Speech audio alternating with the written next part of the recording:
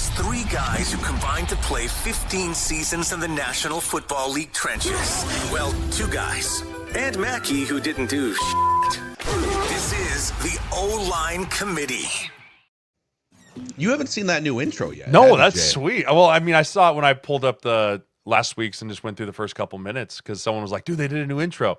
And so, yeah, that's so sweet. The graphics department, hard at work over there at the OLine Committee headquarters. Shout out to Pat Lager here. Pat Lager in our Minneapolis, our Score North Minnesota Sports podcast company. He does all sorts of like amazing video. So Pat's going to be running the video stream on Monday at the Minnesota State Fair, August 25th. You're coming in for a day trip. And the OLine Committee, so you guys are going to jump on Purple Daily for a little bit, but basically between 1 o'clock and like 3:30, Purple Daily, OLine Committee at the Minnesota State Fair on Monday, August 25th. And you can find information, schedule, a map, everything at scorenorth.com, skornorth.com/fair. But I mean, yeah, you got some text saying like, dude, you got those guys. I think all we did was ding you for just missing the episode, and then Alex dropped about 50 F-bombs because the regular teacher was out for a substitute. Yeah. Well, first of all, ding on him for not being here today. Oh, obviously. God, my family is gathering. We've got some family stuff. We got things to do. I'm running around all day with kids. It's like, oh, did this sneak up on you? Did the calendar all of a sudden just like remind you that you had your daughter's birthday today also as we podcast? Like, that's really strange, Alex. You guys. But no. So I was at my brother's wedding this weekend, which was awesome. It was fantastic. And a lot of his friends are loyal listeners. And like 3 of them were like, hey, do you listen to the podcast when you're not on it? And I was like, honestly, no. I don't need to listen to those two morons talk more than I already do. And they were like, you should probably just check in on that. I was like, why? And they're like, you just need to listen to it. And then my brother said the same thing. And I was like, what did I miss? Like, what is happening here? Like, are you guys colluding against me or something? I'm legitimately trying to rack my brain. It's very possible that we like let a stray Jeremiah rip here, but it wouldn't be anything that we're trying to sneak by. Okay. It's nothing that we wouldn't say to your face on the podcast. That's fair. That's fair. Maybe I'm sure there are OLine Committee patrol officers in our comment section that can tell us. Yes, please. Oh yeah, you guys at the 28-minute mark, you actually savaged Jeremiah for this thing. I legitimately don't remember. Did you get the goodies ordered for the live show? Okay. Good production meeting here. So I do have over here. I do have your XXL T-shirts that you guys are gonna rock. Perfect. I haven't ripped the sleeves off for Alex yet. He can do that on his own. He'll do that on his own. So I'm out of pure habit. So we've been talking about me doing smelling salts for the first time. Is I think what you're referring to. Yes, because did you guys talk about last week how the NFL cannot distribute them anymore? So players are are bulk ordering on Amazon. Oh yeah, no one's happier than the Amazon people. Are like, come on, there's just going to be mass orders to the locker room. So here's my question. So I found 2 different types of Amazon. It's the little ones. It's the ammonia inhalants. Yep, the ones you snap and go. Okay, and then it goes straight to the dome. Because the other option is like not the bottle. You open the bottle and you just take a whiff. No, you got to have those in weaker. Hand. I don't know if they're weaker. Those are actually probably worse, but those are the ones that you need to experience because those are the ones we grew up on. Okay. Those are the ones that have murdered millions of my brain cells, like just completely fried the synapses at the spot. So those are the ones you need. And I don't want to see any like half-assed whiff out of you either, Mac. Like I need a crush straight to the nose. I'm in. Okay. I'm in. But I worry that I'm going to do it.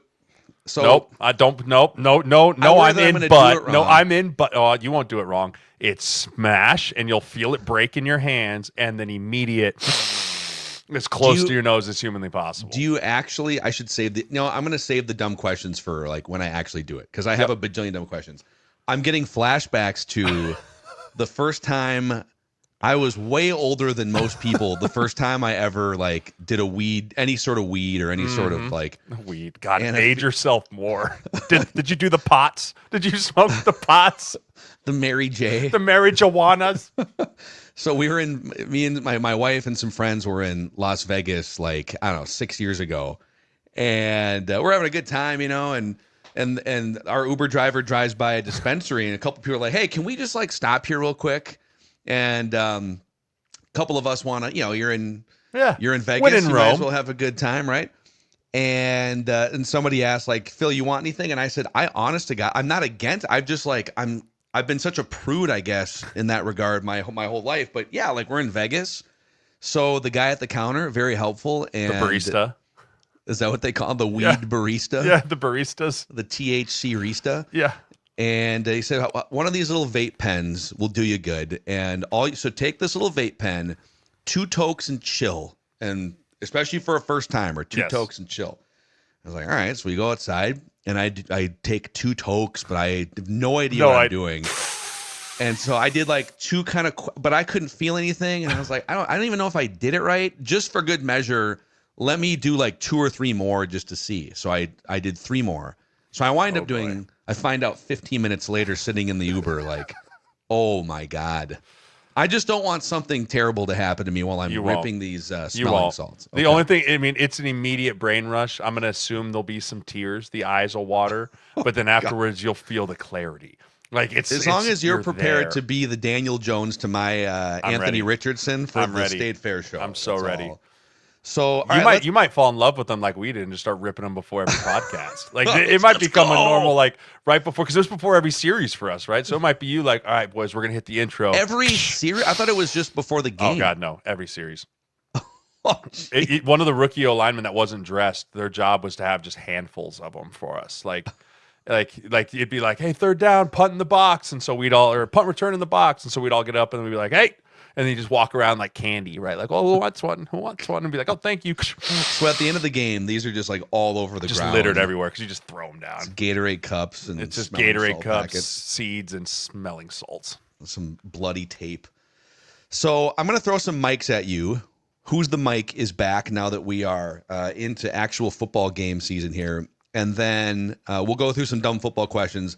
A little bit of a shorter episode today for schedule purposes. I think we're going to try to pump out a Caleb Williams film breakdown for tomorrow. So, So stay tuned. OLine Committee YouTube channel. Click that like button, the subscribe button.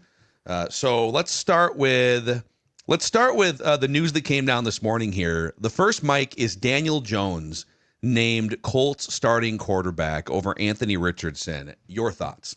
I mean, I kind of called this weeks ago. Like, I saw what everyone saw of Anthony Richardson walking out there, not sharp, not available, right? Gets hurt. And I think back to, what was it, June or maybe even March, where he was like, hey, this is easier. College is way harder than the NFL. And from that moment on, I knew Anthony Richardson wasn't a starter in the NFL anymore. Yeah, right. It was like his first mini camp or something. Yeah, it was like he's like, I thoroughly believe that college football is easier than the NFL, right? And it's like, well, you've been hurt. You tried to run over linebackers, broke your shoulders, all that stuff. But I think that this is the right move. I think Daniel Jones is the more proven quarterback.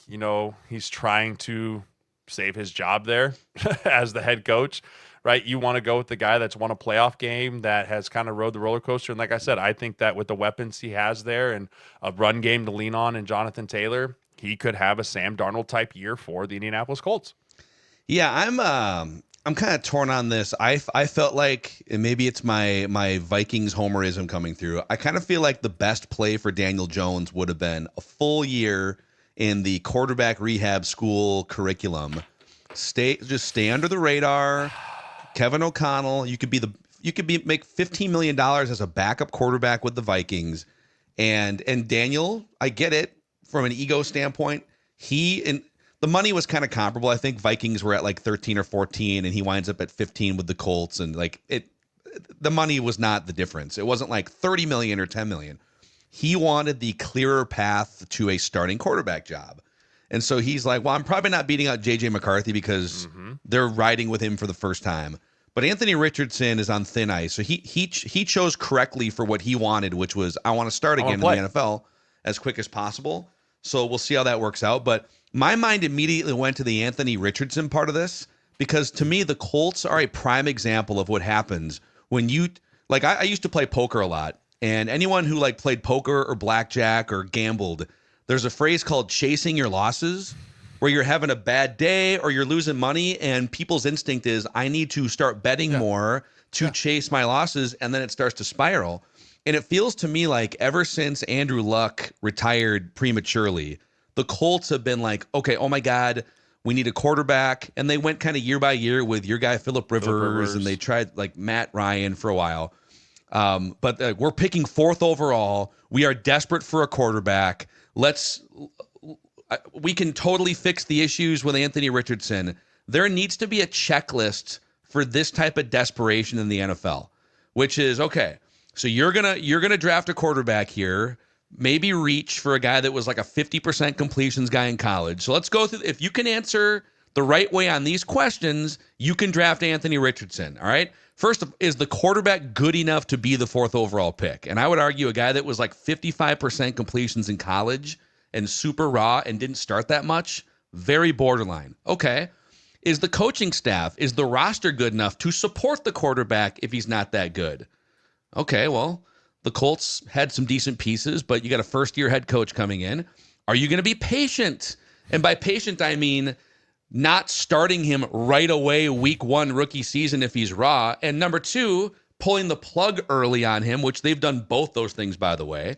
And then the last checkpoint would be, are you drafting this quarterback to save your franchise? And it just kind of felt like the Colts were on the wrong side of all of those when deciding to draft Anthony Richardson. And this was the predictable outcome after 2.5 years. Yeah, I mean, when you're drafting a 4th overall, you can't draft on upside, right? There's certain positions that you can draft on upside, right? Receiver, DB, offensive line, where they're traits, right? Height, weight, speed. He's unbelievable. Quarterback's not one of those positions where everyone fell in love with Anthony Richardson at the combine, right? He looked like a Greek god, right? He ran 4.4. He jumped out of the gym. He was throwing balls 60 yards in the air like effortlessly, and everyone's eyes got really big and forgot that they're running around in shorts, right? Well, and then when 11 on 11 happens and you go back and you watch his film, the traits don't match up with the film, right? When you have a guy that's traits match up with the film, a la Lamar Jackson,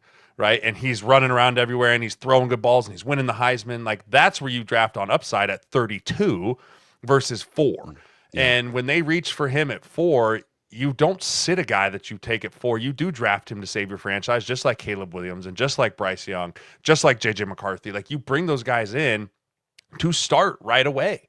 And he was nowhere near able to start, right? I mean, if you looked at him from sheerly as a quarterback perspective, I would have put him as probably a day 3 guy. If you were just looking at quarterback, right? His quarterback play at Florida. I mean, shoot, dude, I remember again, I think it was against Tennessee. He had 18 straight incompletions.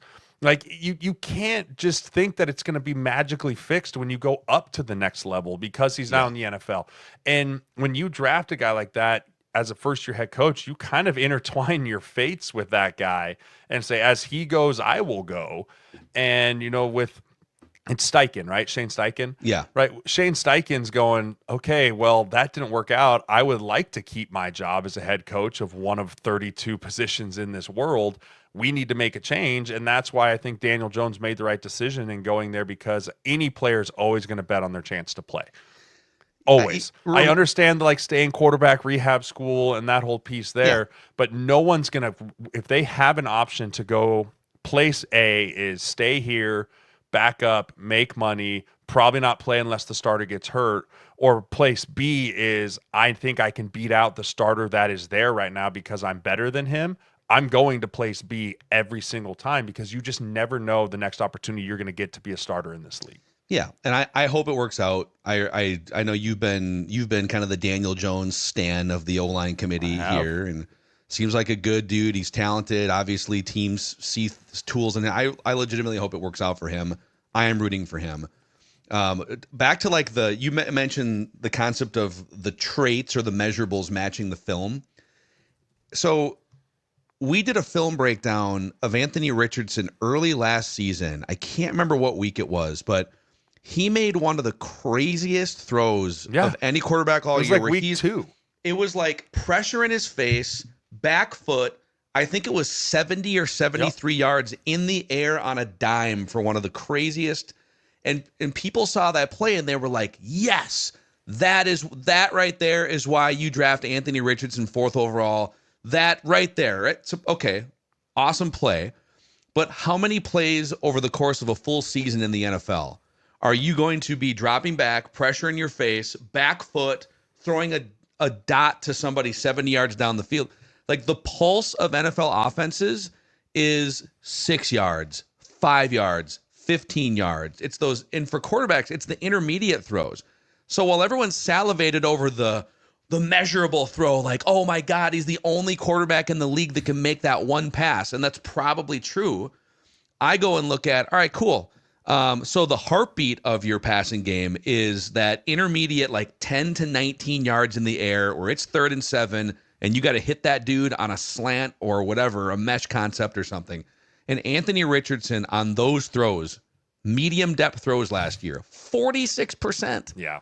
And it's like I'm piling on him. This is who he was in college. Yes. You're right. If he was like a 3rd round pick or maybe 2nd round pick even, you could have stashed him for 2 years. He needed the Jordan Love treatment more than Jordan Love needed the Jordan Love treatment. And the Colts put him in week freaking 1 of his rookie year. And he thought he could run over everyone in this league, right? He watched how Cam Newton did it, right? And he broke his shoulder immediately his rookie year, right? Like, he tried to lower his shoulder and they're like, oh yeah, it's broken. Like, you can't do that in this league. And then you lose a whole year of development, right? It's just so many things that have happened. And unfortunately, that's just the era in which we live in NFL football now, is there is no more patience for these guys. It is, if we draft you in the 1st, all right, buddy, time to contribute, right? And if it doesn't work out, then I guess we'll just have to move on. And I mean, I can remember he had at one point last year, I think he had the lowest completion percentage ever for a starting NFL quarterback. Like, it was under 50%. Yeah. Probably like since a certain point in time. Since a certain point in time. There's probably some dudes back in the 1952, the National Football League. Crazy legs Sirles dropping back to pass. But I do think, I think that, Daniel Jones, if you look back at what was Daniel successful at in New York, it's when he had Saquon Barkley to lean onto. He was the focal point of that offense, and Daniel was more of that middle intermediate manager, right? That's what he's going to be in Indianapolis, right? They're going to hand the ball to Jonathan Taylor. They're going to want to have that offensive line pushing and going, and then allow Daniel Jones to do his thing with a boot out. And I think Michael Pittman is still a very good receiver. I think Adonai Mitchell's another very good receiver. They just got Hunter, what's his name, from Penn State. Like, he's going to be a great tight end. Like, he has some weapons now to go out there and do well at and get back to what he was when he was a top half quarterback, or right in the middle of the pack quarterback in the NFL when he took the Giants to the playoffs. Yeah. I feel like Jonathan Taylor's the one where, okay, if he's kind of back at 90% health-wise in the old Jonathan Taylor, then okay, now you can roll. Okay, next, Mike. Come on. Football. Caleb Williams. Old Caleb Williams, after not playing in the first preseason game, and there was some speculation that are they hiding him? Are they don't want to expose him to criticism, even though he had like 80 reps in the joint practice that week, I think against the Bengals. So he comes out. Now, granted, it was against the Buffalo Bills number 2 defense. The Bills did not put any of their starters on the field. But he winds up leading a 92-yard scoring drive, 6 of 10 for 107 yards in his 2 drives. The touchdown pass, took no sacks, and was mostly on schedule. So should we be impressed? Should this mean something? Or is it just it's the second preseason game against the Bills backups? Let's take a deep breath. Take a deep breath. You know, and because, I mean, first of all, Bills, you can't not score any points in a preseason game. Like, I know I don't want to overreact if it's preseason, but that slightly concerns me about the depth of the Buffalo Bills more than the success of the Chicago Bears, right? You know, when you look at things from that perspective, did it look like he took a step in the right direction? Yes. Did it look like that offense is going to be way more serviceable than it was last year? Yes. But so much of it is, who are you playing? Like, you're not playing against ones. Like, if you're going to be that piece, I want to see him do it against the ones. Now, I think that he looked night and day different compared to last year, but the bar was set pretty damn low. Like, if he looked worse than last year, we're in a totally different conversation. Yeah. But I mean, we know Ben Johnson is a good coach from offensive standpoint. You know he's going to put him in good positions to succeed. I liked what he did with that offense, and I liked the way he looked in that preseason game. It's just more of a question now of how sustainable is that when you have teams game planning against you? Because that's the other piece. No one game plans for preseason. Not at all. Right? I mean, I talk to my rookies about it all the time. They're like, hey, they call me like, are we going to watch any tape on who we play against this week? I'm like, absolutely not. Like, you're just going to roll out there and just hope for the best. Like, I would recommend you go watch last week and see what they did against that team, right? But you don't preseason plan for any of these teams. And so he did exactly what he needed to do against the twos. Go out there, play on schedule, look efficient, and go from there. And you got to grow confidence, right? And if Caleb can grow confidence, he has the skill set to do everything he needs to do in this league. It's just more about, can you handle it upstairs? Yeah, it's I'll give them this because I've been cynical about Caleb and even Ben Johnson and just the fit between the two. It just feels like Jared Goff operating Ben Johnson's offense, very, very different type of he's a very on schedule, accurate, precise quarterback. Mm-hmm. The ball is not in his hands at the 3.5 second mark like it is with Caleb Williams. And so just getting Caleb to play under center more and some of the motions and just the timing of that offense. It's not what was happening at USC. It wasn't certainly what was happening last year with the Eberflus ecosystem. But I will give them credit. Even though it was against Bills backups, it was a preseason game. There was no game planning. At least that's the way it was supposed to look, yes. Right? All right, ball snapped, play action, bootleg out, boom, hit a guy. Hit that. And that, when you think about the Lions offense, it was a lot of like, send everyone over this way, and then, oh, here's a tight end breaking free through the mud, and the quarterback hits him. So, like, at the bare minimum, that's what it's supposed to look like with Caleb Williams operating the Ben Johnson offense, I think. Yeah, agreed, right? I think that Ben's not going to ask him to do too much too early. He's going to start with very little on his plate, and then as Caleb matures and grows, Ben will give him more and more. Right. And so that's the offense might look very simple the first 4 weeks of the year until they can master the things that they need to master in that scheme and that install and then continue to move forward. I mean, Ben's not an idiot. He knows he's probably not going to go win 14, 15 games this year, but he understands that there has to be a ton of marked improvement from last year. And as anyone, he wants to be the guy that wants to have his staple of being a head coach in this league too. And if he puts too much on Caleb, he's going to be the one that's going to pay the price for that. Mm-hmm. So you said he knows he's not going to win like 14 games. I've been sounding the alarm about the Bears' schedule for the last week and a half because a lot of people are just caught up in what's happening at training camp and, oh, look how we looked against the Bills backups. But now it's time to look at the actual schedule. And I don't know, man. Like, I just want your visceral, right off the top of your head, win or loss with their first like 8 or 9 games here. Okay. So don't put too much thought into it. Right, just do it. Monday Night Football against the Vikings. It's a home game. Where Bears home it's game. A Bears home game. Loss. At Detroit, short week 2. Loss. Home against the Cowboys. Win. At Pete Carroll's Las Vegas Raiders. Win. I think that's a tough one. Bye week 5 at Washington. Loss. Home against New Orleans. Win. At Baltimore. Loss. At Cincinnati. Loss. Home against the Giants. Win. At Vikings. Loss. Home against the Steelers. Loss. That's a toss-up for me, too. At that point in the year, who's playing quarterback for the Steelers? Yeah. But your first reaction was a loss. My first reaction was a loss, but there are certain things that come into play this late. Like, is Aaron Rodgers hobbling around, or is he still out there? Short week at Philadelphia. Loss. At Green Bay. At Green Bay, loss. That's 4-9 in their first 13 games. Dude, so let's say we haggle really like, okay, tough schedule. Let's flip the Pittsburgh game and the Raiders game. And you have the Raiders game as a win. Yeah. But let's keep that as a win, and let's just for fun, let's flip the Pittsburgh game to a win, and let's say Cincinnati's defense is a disaster and they win that game. Okay, well that's 6-7 going into December, like mid-December. So we're kind of saying best case scenario, at least given health of the other teams, feels like if the Bears are around 500 going into December, that would be a huge, huge win for them. What was the record last year? A problem. Well, they were 4-2 and then lost almost every game, right? They were. I think they won 5 games, maybe 5 games last year. Or was it 4 games? One more? They had to have gotten one more, right? Dude, last year was so lopsided. It was like half the league had 14 wins, the other half had like 5. They were 5-12. They started 4-2, hit the bye week, and then they lost every game until week 18, where they beat the Packers at Lambeau Field 24-22. Yeah. Yikes. I mean, 500 for them in year 1 of Ben Johnson. That'd be okay. I think that'd be a win, but dude, people are talking about them like they're going to be 10, 11 wins and play. People need to just hold on. First of all, the division's super hard, right? The division's super hard, and you just got to try, and that's where you have to start, right?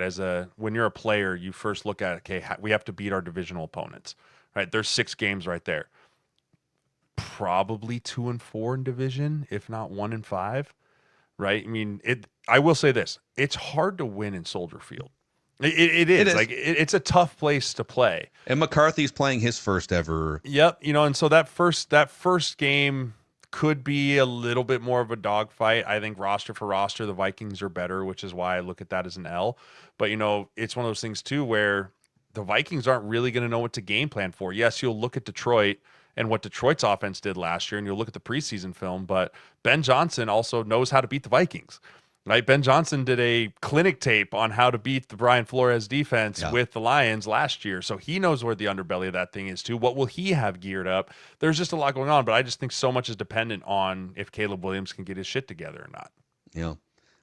We got some dumb football questions coming up here. A shout out to KW Outdoor Solutions for our Minneapolis and Twin Cities area listeners and viewers of OLine Committee. So KW Outdoor Solutions will give you a high-quality exterior clean on your home, your office building, to enhance the appearance, the value, and the longevity of your home or business. They clean both interior and exterior windows as well. So whether it's just a one-time deep clean, you're looking saying, ugh, why does the outside of our house look like that? Well, it's because, I don't know, have you cleaned it in like 15 years? Maybe you should. KW Outdoor Solutions can make your windows shine and your exterior shine. If you mention that you heard about KW Outdoor Solutions on the O-Line Committee or any of the Score North podcasts, get 10% off your first service. Learn more at kwoutdoorsolutions.com.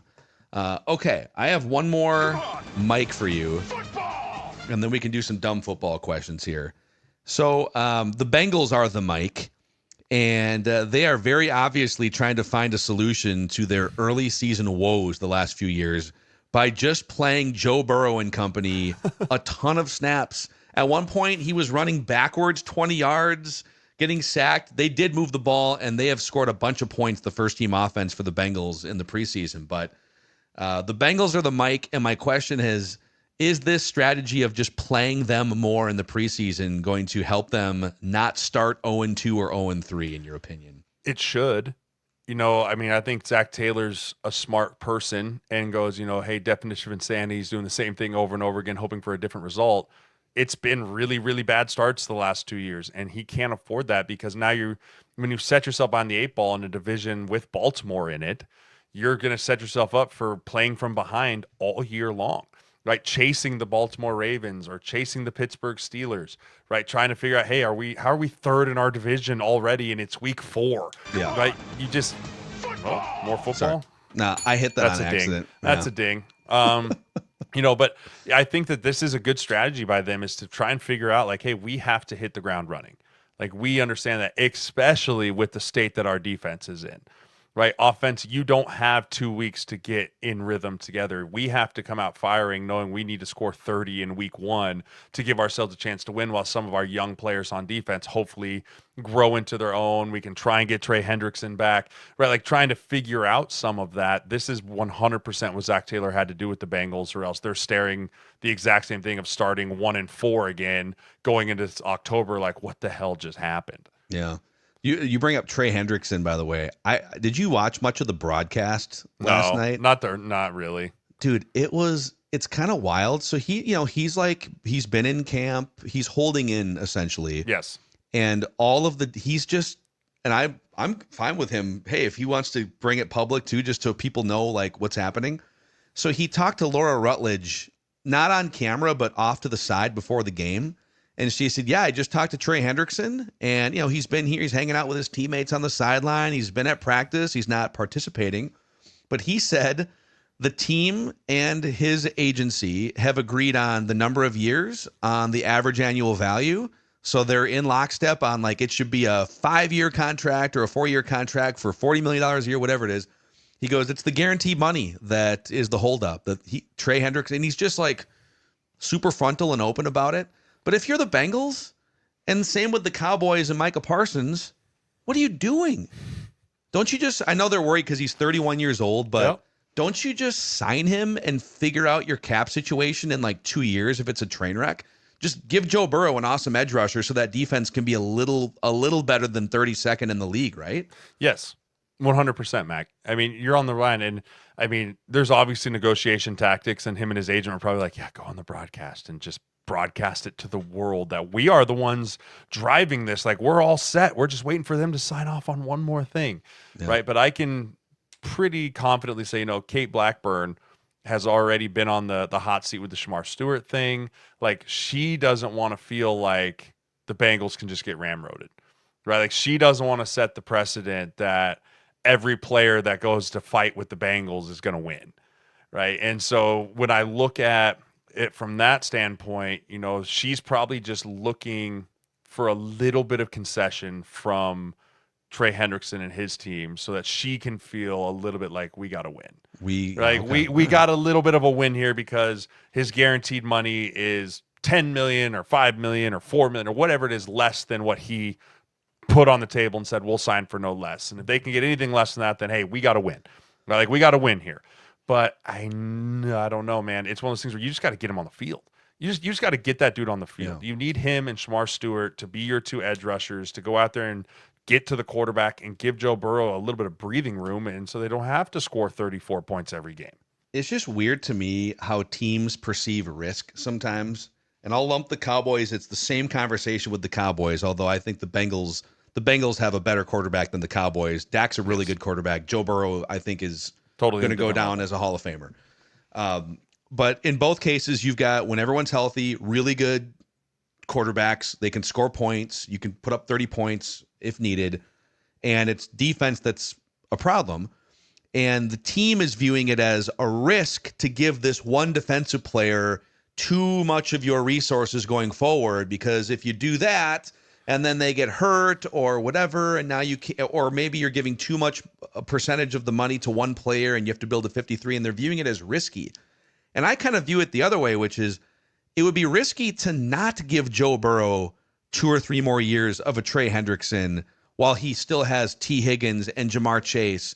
And while the Steelers are trying to, like, what if the Steelers find another Ben Roethlisberger and now you're dealing with that for 10 more years? Right now, the Steelers are kind of bumbling their way around. They don't know who their quarterback's going to be. The Browns can't get out of their own way. But so you have a lane here in the AFC, and the Ravens still exist. It's a risk to me to not give Micah Parsons and Trey Hendrickson the money that they are asking for. You have to build your team to beat the teams in your league, like we just talked about with the Bears. You have to be able to get Lamar Jackson on the ground. Like, that's the way it goes through it. And if you're only saying we only have one true pass rusher who's a rookie, good luck.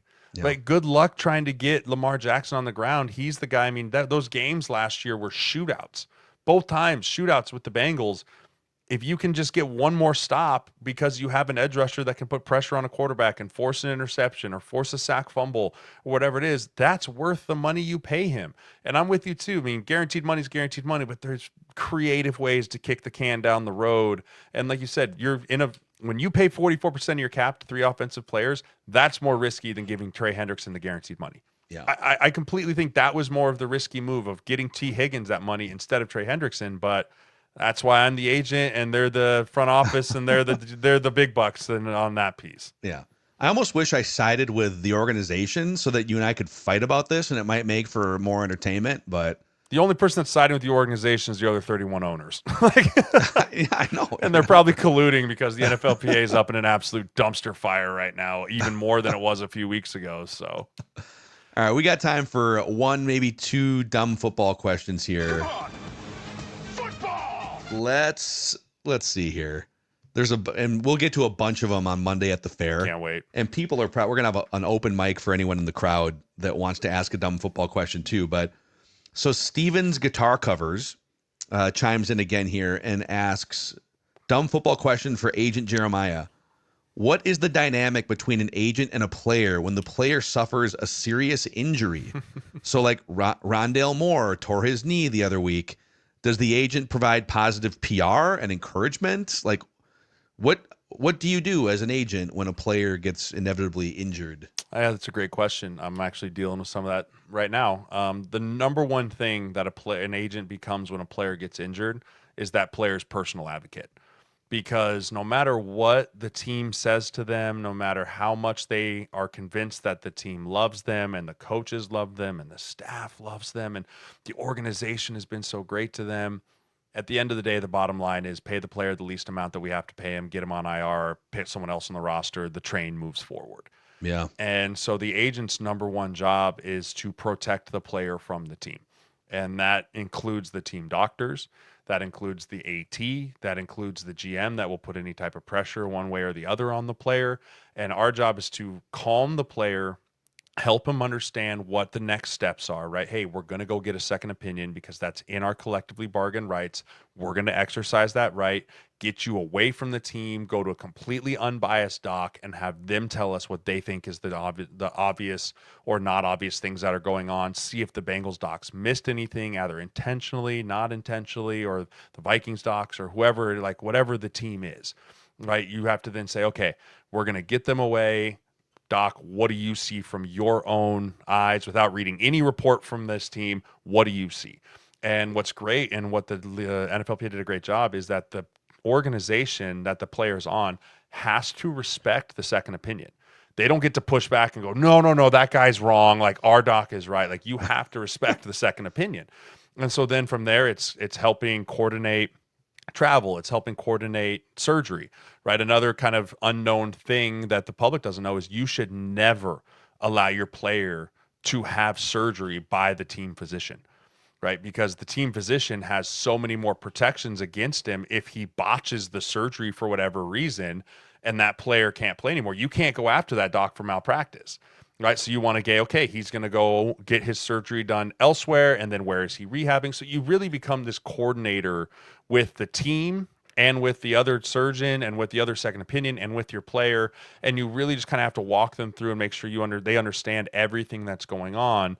And also you as an agent have to keep the original team looped in, because that's the only way they can come back at you is if you do something in the dark, right? Full transparency with the team. They have nowhere to come back and fight. Well, oh, you should do this, you should do that.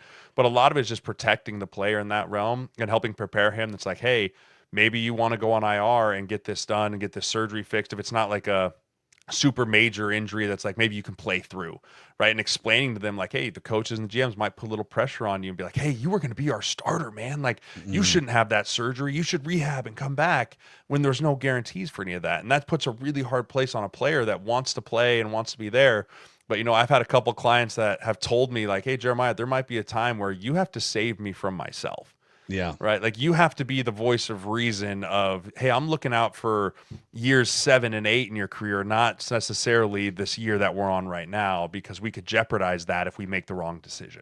Yeah. Right. So it's just a lot of moving parts. And it's kind of funny. It's like you don't really, as an agent, you're just kind of there existing. And then all of a sudden something happens. It's full fire. You got to go put everything out, make sure everything's going. But it's very much just being that player's personal advocate. Yeah. Yeah, and this is the time of year too where if you're a fringe roster guy, or if you missed a couple weeks of camp and you're behind, and now it's like there's a lot of sort of negotiations that you wouldn't even think about happening right now for injury settlements, or the settlements are the biggest fight, man. Like the Rondale Moore thing, that's easy, right? It's like, hey, that's a season ender. Like you're going to go on IR, you're going to get your knee fixed, whatever it might be. It's the 4 to 6 week injuries that happen right now where the real fights begin, right? It's the last preseason game, you get a high ankle sprain, right? And the team doc's like, I think he could be back in 3 weeks. It's like, okay, well, that's good. And we go get a second opinion. And that doc's like, man, this is pretty bad. This could be 6 to 8 weeks. Well, now you're talking about active pay for that player for 6 to 8 weeks instead of 3. Yeah. And that's where you really have to start going to war with the team sometimes, because they'll be like, no, well, I mean, he could be this. And that's where, they have to respect that second opinion, right? And then also the player having to understand, like, hey, if I do come back in 3 weeks and I say that I'm healthy and I think, hey, I can get out there and play, they can cut you right then and say, you're healthy, we don't have to pay you anymore. Yeah. Right. So there's this really kind of dance that happens here at the end of camp between players going on IR and players getting injury settled out, are two completely different things. I love our little Agent Jeremiah segments here. There's another one or two that we can save for when we get out to the Minnesota State Fair on Monday from. And by the way, send them in if you've got questions you want to see these guys answer, and Booney will be back next week too. And that show on Monday will be live on the OLine Committee YouTube channel too. So click that like button, the subscribe button. If you can't make it out, if you're not in Minnesota or traveling to Minnesota, you can watch on YouTube. And we're hoping to connect tomorrow for a Caleb Williams film breakdown, because I think that'd be fun to just look at. All right, what does this look like from your perspective? But yeah, that's a wrap on this episode. Love it. For Agent J, I am Phil. For the Rhino, Alex Boone. We'll see you guys next time on the OLine Committee.